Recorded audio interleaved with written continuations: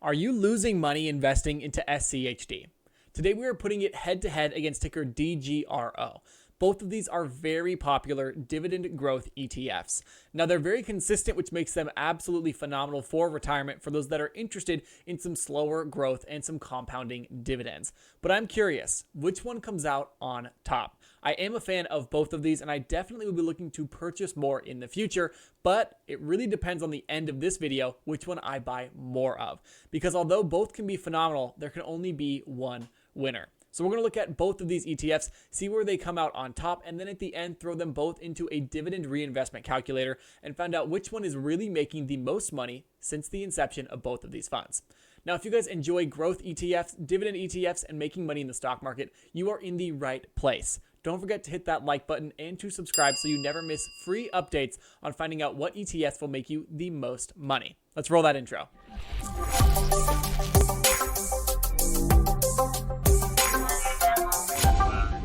Starting off with SCHD because it is probably more popular. Looks like it started trading in October of 2011, and since then we've seen it up 213.78%.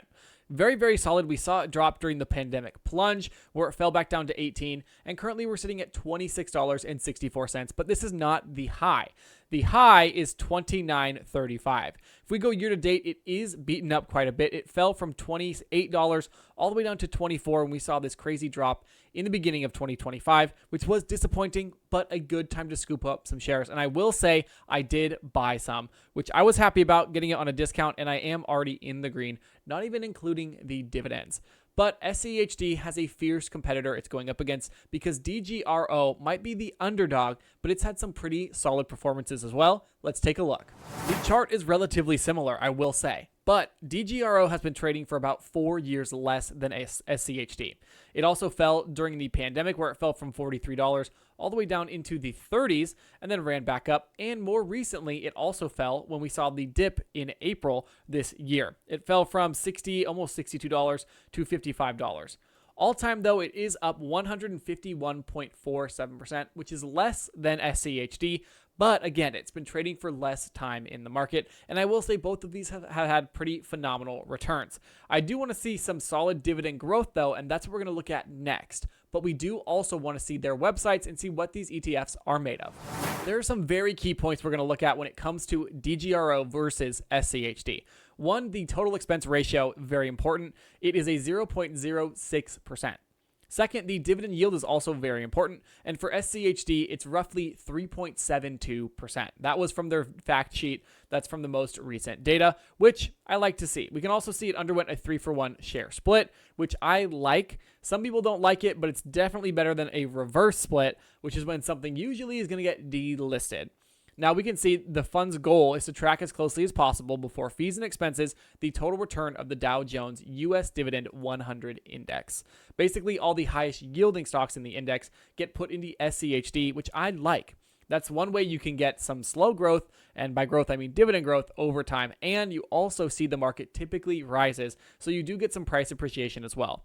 103 total holdings, not bad by any means, and we can also see the price to book 3.09. NAV is solid, but the most important thing I want to look at is this turnover rate. And what this means is, for those that don't know what a turnover rate is, it's the amount of stocks going into and out of the index, out of the ETF. And so 31% is not bad. I know SCHD, I think they do it yearly. They shift and take the worst performers out or the ones with the lower yield because they don't control what the underlying stocks are doing with their yield. So if a fund or a company cuts its dividend, then it's going to get kicked because, again, this is a dividend-focused ETF. All in all, very solid. Here we have the distribution yield trailing 12 months is closer to 4%. Which is very, very solid. You can go in the portfolio and check all of this stuff out. There's a lot of popular stocks: Lockheed Martin, Coca-Cola, Altria Group, Chevron, Verizon, Home Depot, and the sectors and all that as well. But I'm going to save that for another video. Let's check out ticker DGRO. We can see the expense ratio is a little bit higher at 0.08%, up by 0.02%, but that is a big difference. It's a 25% increase. And DGRO, of course, offers low-cost exposure to the U.S. stocks and focus on dividend growth, which is key. It's similar to SCHD, and we see a lot of similarities between the two, but there are some differences we need to note as well, including their performance. One, the net assets of the fund is roughly $32 billion. SCHD is like 125 billion. So there is quite a big difference in the size of these funds as well. On top of that, we can see the trailing 12-month yield is only 2.23%. This is lower, and this is not solid when you're thinking about how big of a difference that is. A near 4% to 2.23%. That's quite a difference. And you can go through and check out all the ratings. I recommend you do it. They do have really solid ratings for DGRO. And, of course, the holdings, Microsoft, JP Morgan, Avgo, ExxonMobil, Johnson & Johnson, Apple, blah, blah, blah. I'm sure there's actually a lot of reoccurring stocks in both of these because of Home Depot, of course. But all in all, I was a bit disappointed in DGRO's dividend yield. Now, the growth, of course, is a different game. We want to look at that right now because dividend growth is a key factor for both of these ETFs. I like to use Seeking Alpha for this, and we can see the dividend yield trailing 12 months of SCHD, 3.9%, which is phenomenal. The growth rate is also phenomenal, trailing 12 months up 16.69%. The 3-year CAGR, which is compound annual growth rate, which is basically showing how quickly the dividend is growing or how much it's growing by, 11%. The 5-year CAGR, 11.5%, and the 10-year, 11.3%.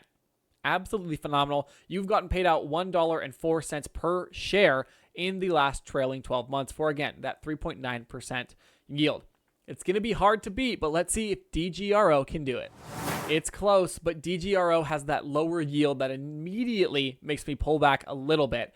Trailing 12 month for dividend growth is 3.93%. Not great either. The CAGR for the 3-year is 10.6%. That's very solid. Then we have the 5-year, which is 7.6%, and the 10-year, 9.06%. Not great. The trailing 12 months, if you had one share, you would have gotten $1.42 in dividends. These also both pay quarterly, so the dividends come a little bit slower, but it's not bad. If one did pay monthly, I've talked about this, if SCHD shifted to paying monthly, people would buy in like crazy, but I'm not sure it's something they want to do. But all in all, the dividend yield for DGRO is less than SCHD. But let's check the final calculation we're going to do, which is that drip calculator. So I'm on dividendchannel.com, and we have ticker SCHD and ticker DGRO plugged in. This is going to go since the inception of both of these funds, which would be DGRO, I think, in 2014. So, moment of truth, drum roll, here we go. 2014 was the start date. Oh, man. These are interesting. So the winner is DGRO. And the reasoning behind that is with dividends reinvested, 10K into SCHD would get you $30,000 in 11 years. That is a total return of 199.96%. The same number and same amount of time for DGRO, your 10K becomes $32,488, which is amazing. Absolutely amazing. Your total return is $224.95. Wow. That's an average annual total return for DGRO of 11.28%. And for SCHD of 10.48%. This is a really, really interesting chart because I was not expecting DGRO to win out. But SCHD currently has a higher yield, and that is something to remember.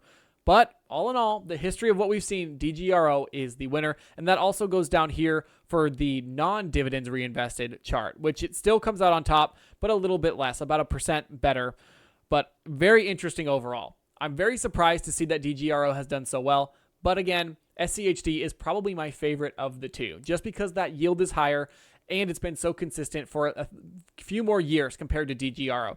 Now, if you're interested in both, you can buy a share of both or a couple of shares of both and let them sit in your account and just make you those nice, consistent dividend payments over time, which is something that I am going to be doing.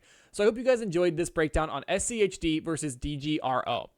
Like I said, both are phenomenal funds that we've seen do really well. If you're looking for just that dividend, SCHD wins. If you're looking for total return from what we've seen, DGRO came out on top, but it is more expensive to hold. Don't forget that, by about 25%. So not a small amount either.